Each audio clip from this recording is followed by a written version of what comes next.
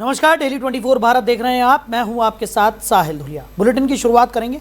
विश्वविद्यालय अनुदान आयोग यानी कि यूजीसी के नए नियम इन दिनों देश भर में सियासी और सामाजिक बहस का केंद्र बन गए। 13 जनवरी 2026 को लागू हुए इन नियमों के खिलाफ सोशल मीडिया पर रोल बैक यूजीसी ट्रेंड कर रहा है और कई राज्यों जैसे कि उत्तर प्रदेश, दिल्ली सहित में छात्र सड़कों पर उतर आए हैं, विरोधी का काला कानून बता रहे हैं। दरअसल यूजीसी ने नए नियम विद्यालयों और कॉलेजों में जातिगत भेदभाव को रोकने के उद्देश्य से लागू किए हैं। इससे पहले 2012 से केवल सलाहकारी दिशा निर्देश मौजूद थे जिनमें सजा या ठोस कार्रवाई का प्रावधान नहीं था, लेकिन रोहित वेमुला और पायल ताड़वी जैसे मामलों में और उसके बाद पीड़ित परिवारों ने सुप्रीम कोर्ट का दरवाजा खटखटाया। इसके बाद जनवरी 2025 में सुप्रीम कोर्ट के निर्देश पर यूजीसी के नए नियम तैयार किए गए और फरवरी 2025 में ड्राफ्ट जारी हुआ। संसदीय समिति की सिफारिशों के बाद यूजीसी ने ड्राफ्ट में बदलाव करते हुए 13 जनवरी 2026 को अंतिम नियम अधिसूचित किए।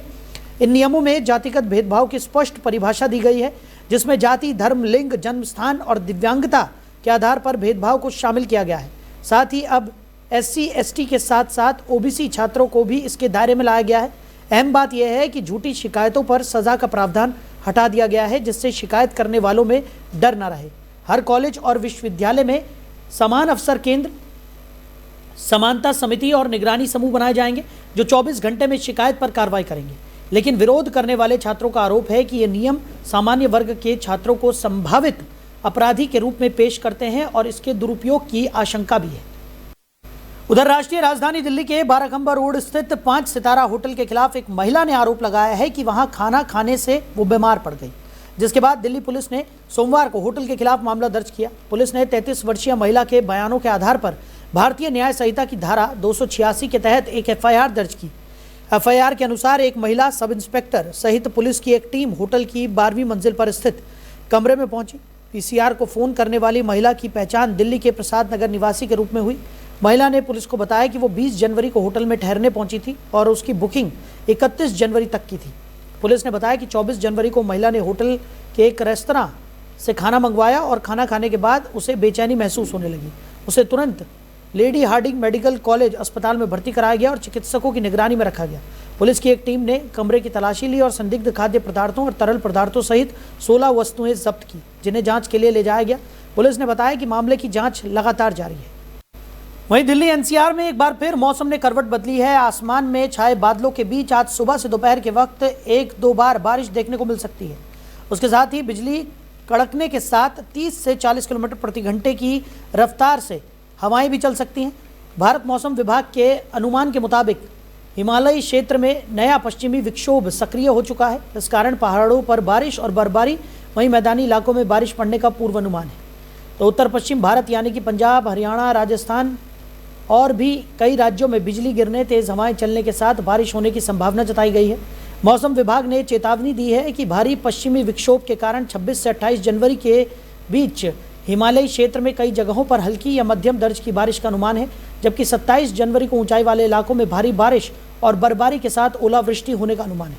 उत्तराखंड, हिमाचल प्रदेश में पिछले कुछ दिनों से बर्फबारी देखने को मिल रही है। उत्तराखंड में चक्राता, औली, केदारनाथ, बद्रीनाथ समेत ऊंचाई वाले इलाकों में बर्फबारी हो रही है। वहीं दिल्ली NCR में रैपिड रेल के 4 बड़े कॉरिडोर बनाने की तैयारी चल रही है, जिससे 8 बड़े शहरों को कनेक्ट करने का प्रस्ताव है। तो नोएडा से गुरुग्राम के बीच रैपिड रेल की कवायद और जोर पकड़ने लगी है। नेशनल कैपिटल रीजन के ट्रांसपोर्ट कॉरपोरेशन ने हरियाणा सरकार को गुरुग्राम के इफ्को चौक से ग्रेटर नोएडा के सूरजपुर तक रैपिड रेल की DPR यानी कि विस्तृत परियोजना का खाका सौंप दिया है। हाई स्पीड रेल लिंक की दिशा में इस बड़े कदम को देखा जा रहा है और इससे भविष्य में इंदिरा गांधी अंतर्राष्ट्रीय एयरपोर्ट और नोएडा इंटरनेशनल एयरपोर्ट को हाई स्पीड नेटवर्क से कनेक्ट किया जा सकेगा। तो दिल्ली, गुरुग्राम, मानेसर, बावल और Delhi Panipat Karnal rapid rail route पर पहले ही काम आगे बढ़ चुका है और केंद्र सरकार की मंजूरी का इंतजार है। दिल्ली बावल कॉरिडोर की लागत 32,000 करोड़ रुपए के करीब है। दिल्ली करनाल कॉरिडोर पर भी 33,000 करोड़ रुपए का खर्च अनुमानित है। तो ये दोनों ही कॉरिडोर सराय काले खां से शुरू होने का अनुमान है, जहां से दिल्ली मेरठ रैपिड रेल का पॉइंट है। और उत्तर प्रदेश की योगी आदित्यनाथ सरकार भी सराय काले खां से जेवर या गाजियाबाद से जेवर एयरपोर्ट तक रैपिड मेट्रो कनेक्टिविटी का प्लान कर रही है। गुरुग्राम, नोएडा, RRTS कॉरिडोर को दिल्ली बावल कॉरिडोर से जोड़ा जाएगा। इसमें IGI एयरपोर्ट पर भी एक स्टेशन होगा। इसी तरह गाजियाबाद जेवर कॉरिडोर में सूरजपुर स्टेशन होगा।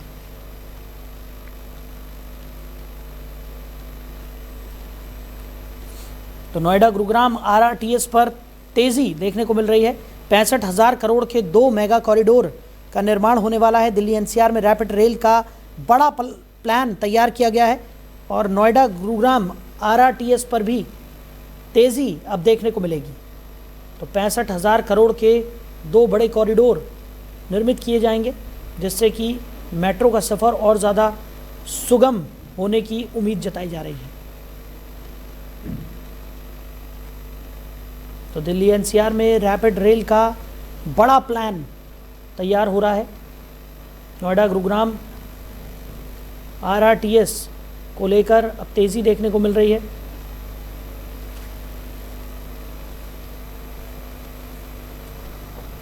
तो नोएडा गुरुग्राम RRTS में तेज़ी यहाँ पर देखने को मिल रही है। दिल्ली NCR में रैपिड रेल का बड़ा प्लान तैयार कर दिया गया है।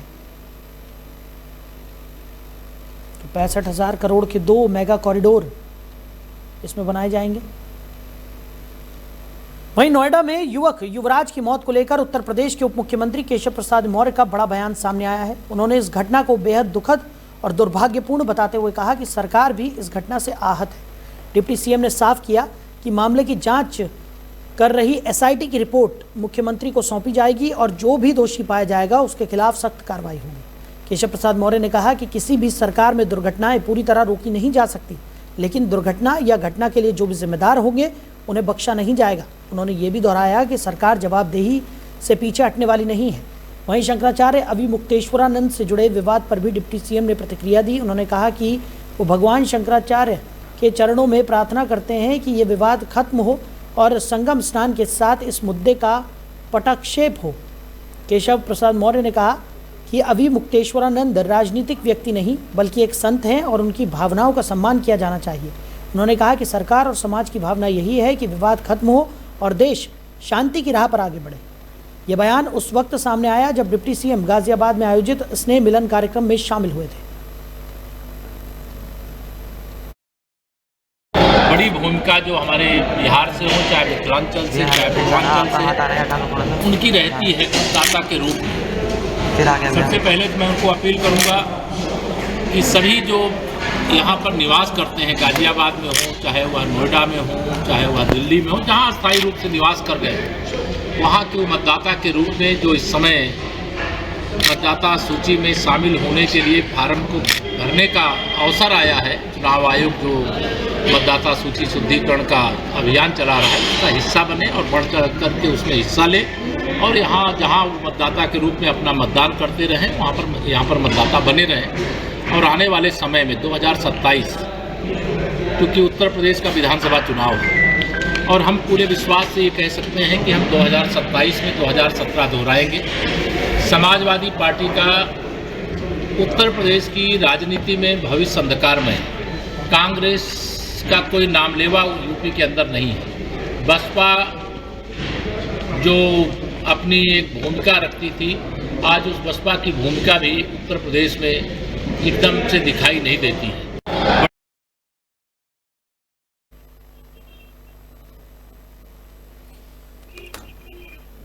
तो खबर पर ज़्यादा जानकारी के साथ हमारे सहयोगी अजीत रावत हमारे साथ जुड़ गए।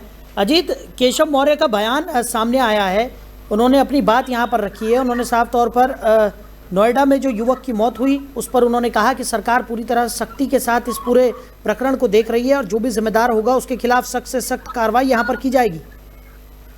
जी देखिए, बिल्कुल मैं आपको बताऊंगा कि उत्तर प्रदेश के उप मुख्यमंत्री केशव प्रसाद मौर्य का गाजियाबाद दौरा था, जिस कार्यक्रम में वो पहुंचे थे उसमें उनसे मीडिया कर्मी द्वारा जो सवाल पूछा गया था, पहला सवाल उनसे यही था कि नोएडा में युवराज की मौत पर किस तरीके से आपको इसका जवाब जो है वो मानते हैं। तो उन्होंने साफ तौर पर कहा कि नोएडा में युवराज की मौत पर बहुत दुखद और दुर्भाग्यपूर्ण घटना है।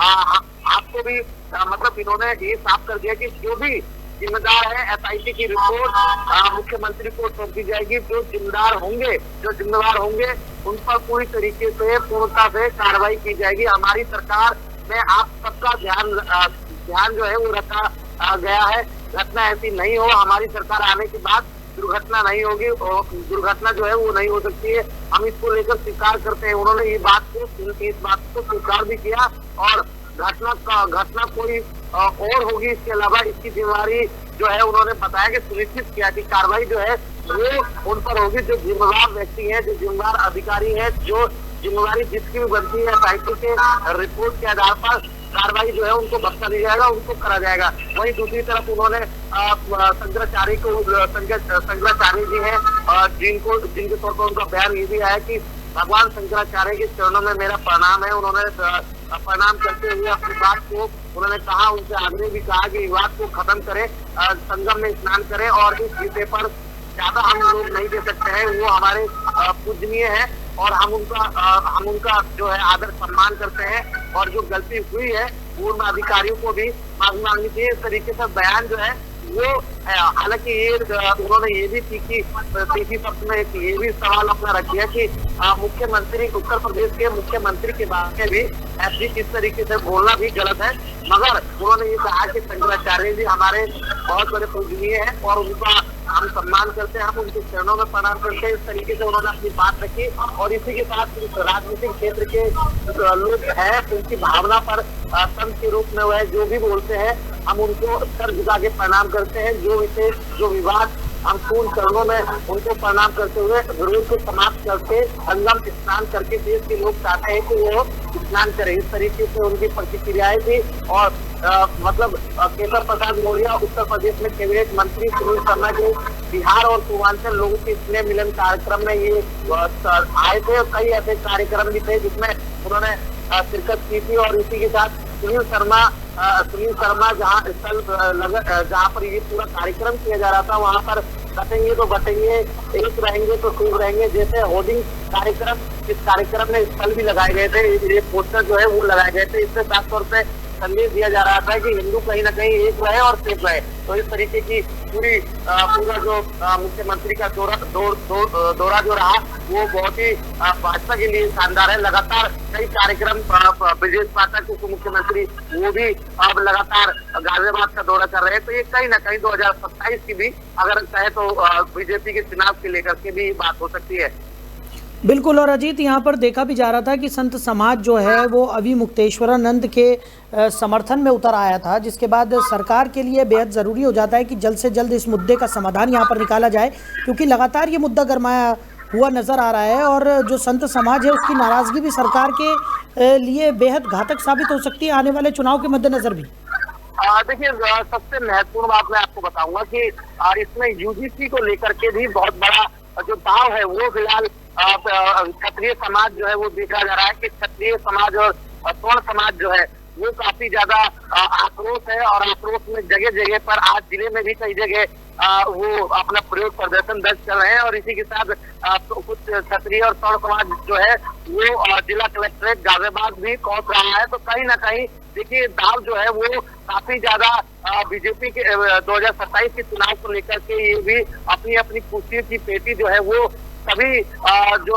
भाजपा के नेता है वो बांधते हुए दिख रहे हैं कि कहीं ना कहीं कोई गलती ना हो जाए, किसी तरीके का जो मतभेद है वो उसे बिल्कुल पूर्ण रूप से खत्म करके जो संत समाज में एक संदेश देना चाह रहे हैं केशव प्रसाद मौर्य, उससे ये साफ तौर पर जाहिर होता है कि वो किसी से भेदभाव नहीं करना चाहते हैं। कोई भी जो विवाद चल रहा है उसे पूर्ण रूप से खत्म करना चाह रहे हैं। तो ये पहल है उप मुख्यमंत्री केशव प्रसाद मौर्य की तरफ से। बिल्कुल।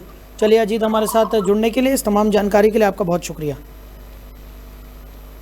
तो केशव प्रसाद मौर्य ने शंकराचार्य विवाद पर भी अपनी बात रखी। उन्होंने कहा कि वो संत हैं, उनकी भावनाओं का सम्मान होना चाहिए, किसी भी तरह की कोई दुर्भावना किसी के मन में नहीं होनी चाहिए।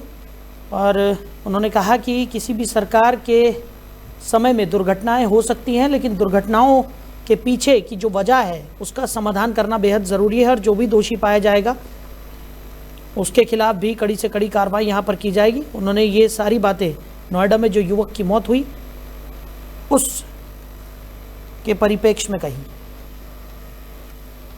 वहीं गाजियाबाद के चौकी वसुंधरा क्षेत्र अंतर्गत कनावनी पुलिया पर दबंगों ने खुलेआम गुंडागर्दी करते हुए रास्ता रोककर जाम लगा दिया, जिससे राहगीरों को भारी परेशानियों का सामना करना पड़ा। दरअसल मामला 25 जनवरी 2026 का है, जब दोपहर करीब 1:55 पर कनावनी पुलिया पर कुछ दबंगों ने सड़क पर कब्जा कर आवागमन पूरी तरह से बाधित कर दिया। अचानक लगे जाम के कारण दोनों ओर वाहनों की लंबी कतारें लग गई और स्थानीय लोगों में आक्रोश देखने को मिला। प्रत्यक्षदर्शियों के मुताबिक दबंगों की तरफ से जबरन रास्ता रोके जाने से काफ़ी देर तक यातायात ठप रहा। सूचना मिलने के बाद पुलिस को मामले से अवगत कराया गया। फिलहाल पुलिस की तरफ से स्थिति को नियंत्रित करने और मामले की जांच कर आगे की कार्रवाई करने की बात कही जा रही है। वहीं गाजियाबाद पुलिस को बड़ी सफलता हाथ लगी है। थाना लोनी बॉर्डर पुलिस टीम ने मादक पदार्थों की तस्करी करने वाले 4 आरोपियों को गिरफ्तार किया है। पुलिस ने आरोपियों के कब्जे से भारी मात्रा में गांजा और स्मैक बरामद की है। सभी आरोपियों के खिलाफ NDPS एक्ट के तहत मुकदमा दर्ज कर आगे की कार्रवाई की जा रही है। थाना लोनी बॉर्डर पुलिस टीम ने मुखबिर की सूचना पर कार्रवाई करते हुए 4 तस्करों को गिरफ्तार किया। गिरफ्तार अभियुक्तों के पास से 4 किलो 200 ग्राम गांजा और 150 ग्राम स्मैक बरामद की गई है।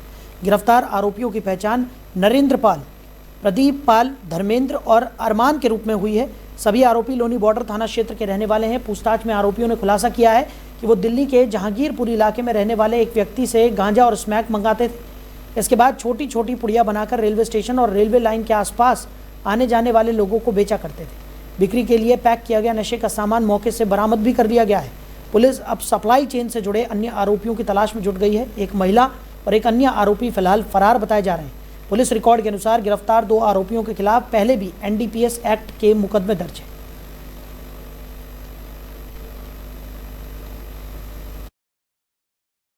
पिछले कुछ दिनों से बंद फाटक क्षेत्र जो था लोनी बॉर्डर में है, वहाँ से शिकायतें मिल रही थी कि वहाँ पे कुछ व्यक्तियों द्वारा अवैध रूप से मादक पदार्थों की बिक्री की जा रही है, जिसमें स्मैक और गांजा शामिल है। पिछले कुछ दिनों से टीम इसमें लगी हुई थी कि गिरफ्तारी के लिए। कल कितने लोग गिरफ्तार हैं? कल रात्रि में सूचना प्राप्त हुई थी कि एक राहुल गार्डन में एक किराए का मकान है, उसमें ये अभियुक्त हैं तथा इनके पास माल भी है और ये उसकी बिक्री करने के फिराक में है। इस सूचना पर पुलिस टीम वहाँ पे विधिक प्रक्रिया का पालन करते हुए वहाँ पे दबिश दी गई और इसमें तलाशी के दौरान ये चीज़ें प्राप्त हुई हैं। इसमें 4 किलो 200 ग्राम गांजा और 150 ग्राम स्मैक मिला है वहाँ से, जिसको इन्होंने पैक किया हुआ था बिक्री करने के लिए, बरामद की और 4 अभियुक्त उसमें गिरफ्तार हुए हैं। तो कहाँ से लाते थे ये गांजा? उसमें इनका सरगना है वो नरेंद्र पाल टीटू है।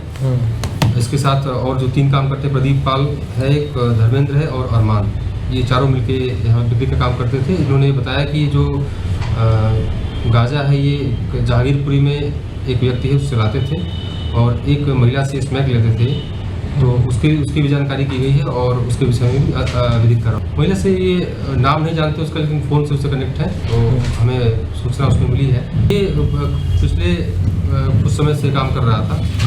एग्जैक्ट टाइम वो अभी CDR वगैरह निकले तो उसमें पता चल जाएगा। पिछले कुछ दिनों से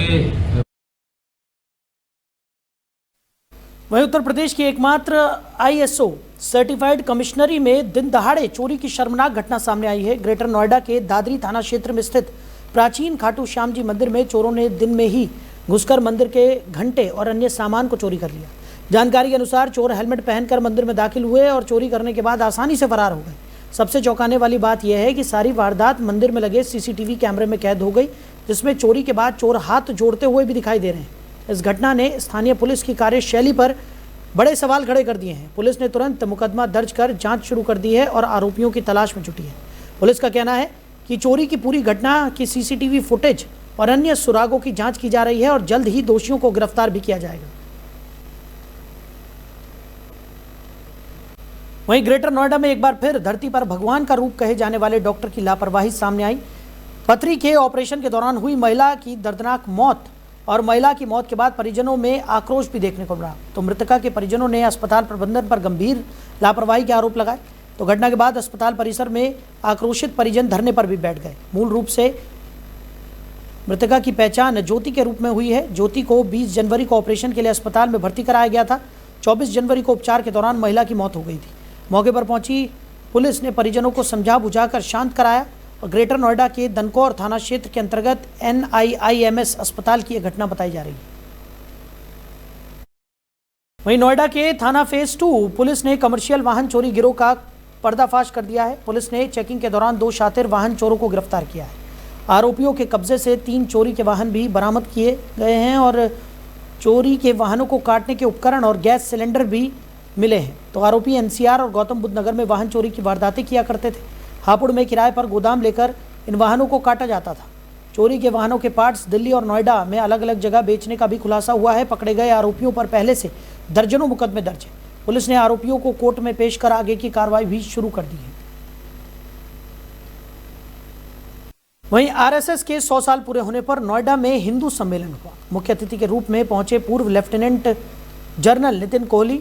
कार्यक्रम में पहुंचे अतिथियों का जोरदार स्वागत भी किया गया। तो देश के युवाओं को सशक्त और आत्मनिर्भर बनाने का संकल्प इस कार्यक्रम में लिया गया। वहीं उन्होंने कहा कि देश के लिए काम करना है, बेहतर काम और सदैव देश के लिए समर्पित रहना है। पर्यावरण और जल संरक्षण के लिए कार्यक्रम में संकल्प लिया गया। परिवारों में आपसी प्रेम और सौहार्द विश्वास को कायम रखने का प्रयास और नोएडा के सेक्टर 12 में हिंदू सम्मेलन का आयोजन भी किया गया।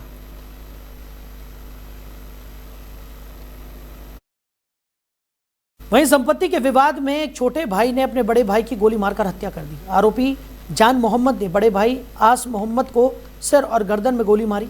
संपत्ति के विवाद में कलयुगी छोटे भाई जान मोहम्मद ने बड़े भाई को दिन दहाड़े गोली से उड़ा दिया। तो घटना के बाद आरोपी फरार है। इलाके में सनसनी फैल गई है और परिजनों का रो रो कर बुरा हाल है। एसएसपी समेत पुलिस के आला अफसर मौके पर पहुंचे और एसएसपी का दावा है कि हत्यारोपी जान मोहम्मद जल्द गिरफ्तार होगा। पुलिस ने शव को कब्जे में लेकर पोस्टमार्टम के लिए भी भेज दिया है। पोट्री में इस कत्ल की खौफनाक वारदात को अंजाम दिया गया। तो मामले की जांच और आरोपी की तलाश में पुलिस जुटी हुई है। देखिए, आस मोहम्मद जी हैं जो खीर खाने के मोहल्ले में इनकी अपनी एक फर्म है और यहाँ पर आए हुए थे और अपने फर्म के अंदर ही थे। अभी मालूम चल रहा है कि उनका जो भाई है जान मोहम्मद एक व्यक्ति के और के साथ आया और उसने उनको गोली मारी है। 2 गोली लगी थी उनको, एक गले में और एक सिर में, और उनको ले गया तत्काल अस्पताल उठा करके। वहाँ पे डॉक्टरों ने उनको मृत घोषित कर दिया है। और इसके बाद हमारी टीमें मौके पर फील्ड यूनिट आ गई है, वहाँ यहाँ से एविडेंस का कलेक्शन कर रही है और साथ ही हम उसकी तलाश में लगे हुए हैं। तो मिल जाता तो उससे पूछताछ करते हैं डिटेल में।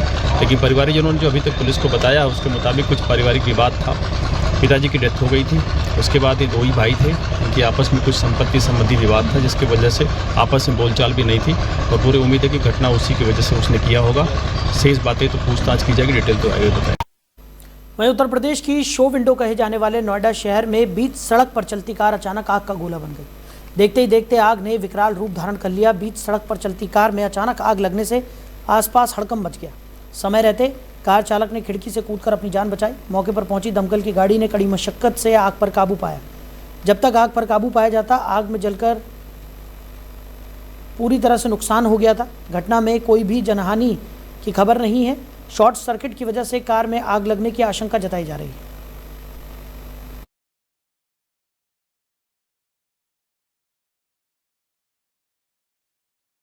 वहीं मुजफ्फरनगर पुलिस प्रशासन गणतंत्र दिवस की पूर्व संध्या पर हाई अलर्ट मोड पर रहा।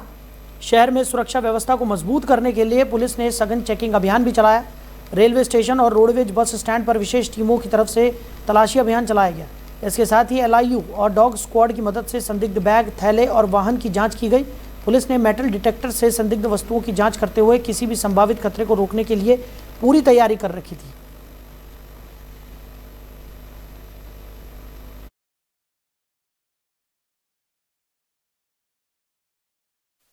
उधर मुजफ्फरनगर में दबंग की खुलेआम गुंडागर्दी देखने को मिली। जमीन पर गिराकर युवक को दबंग ने बेरहमी से पीटा। तो दबंग की पिटाई से पीड़ित चिल्लाता रहा। दबंगों ने युवक की पिटाई का वीडियो भी बनाया। डंडे से युवक को पीटने का वीडियो वायरल हो गया है। पुलिस ने दबंग युवकों को गिरफ्तार कर लिया है। तितावी थाने के बुढ़ीना कला गांव की ये घटना बताई जा रही है। सोशल मीडिया पर एक मारपीट का वीडियो वायरल हुआ है। इसका जांच की गई और जांच के क्रम में यह तथ्य प्रकाश में आए हैं कि यह वीडियो थाना तितावी क्षेत्र के बुढ़ीना कला गांव का है और बुढ़ीना कला के रहने वाले विनीत पुत्र किरणपाल के द्वारा एक व्यक्ति के साथ मारपीट की जा रही है। इस वीडियो की जांच के क्रम में अभियुक्त की तत्काल गिरफ्तारी की गई तथा वादी से तहरीर प्राप्त कर सुसंगत धाराओं में अभियोग पंजीकृत कराया जा रहा है और साक्ष्य के क्रम में जो भी तथ्य प्रकाश में आएंगे उनके आधार पर अग्रिम विधिक कार्रवाई की जाएगी। तो फिलहाल इस बुलेटिन में मेरे साथ इतना ही। आप बने रहिए। नमस्कार।